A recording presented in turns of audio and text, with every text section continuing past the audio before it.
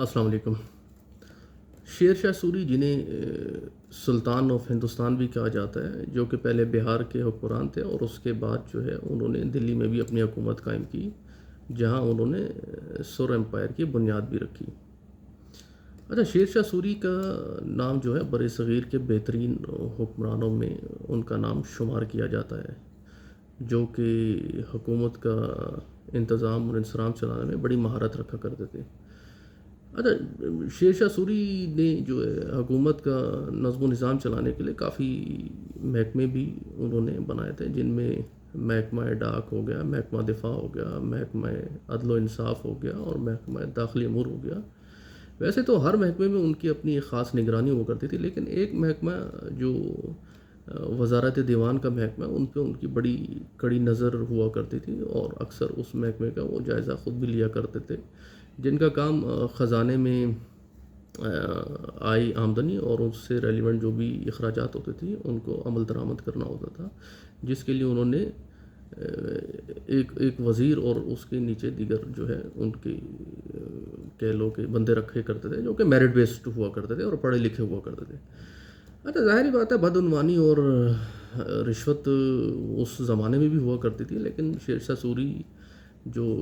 کہ ایک بہت محتسب، دیانتدار اور عدل و انصاف کے والے جو ہے حکمران تھے، اور انہوں نے جو بدعنوانی میں ملوث لوگوں کے لیے بڑی سخت سے سخت انہوں نے سزائیں مقرر کی ہوتی تھیں اور کسی قسم کی جو ہے نا وہ رعایت نہیں برتی جاتی تھی۔ اچھا، اگر ان کی سزاؤں کی بات کی جائے تو وہ ان کی جو بھی جرم ہوتا تھا ان کی نوعیت کے مطابق دی جاتی تھی، جس میں آپ کہہ لیں کہ جی بھاری جرمانے کیے جاتے تھے، نظر بند کیا جاتا تھا، کوڑے بھی مارے جاتے تھے اور سخت سے سخت سزاؤں میں ان کے ہاتھ یا کان کاٹ دیے جاتے تھے، کیونکہ شیر شاہ سوری کہا کرتے تھے کہ رعایا کی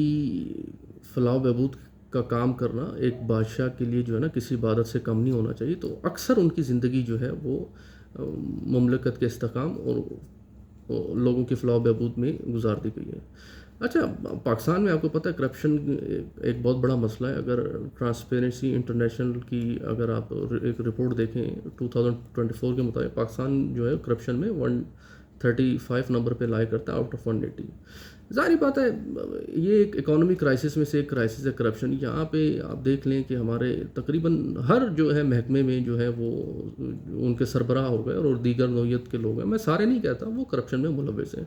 ظاہری بات ہے کوئی سزائیں نہیں ہیں، کوئی اکاؤنٹیبلٹی نہیں ہے، اس لیے ان کو کسی چیز کا ڈر نہیں ہے۔ اگر یہی اس طرح کی سزائیں یا اکاؤنٹیبلٹی ہو تو انہیں اس کا ڈر ہو اور وہ اپنے اس جرم سے جو ہے وہ باز آ جائیں۔ السلام علیکم۔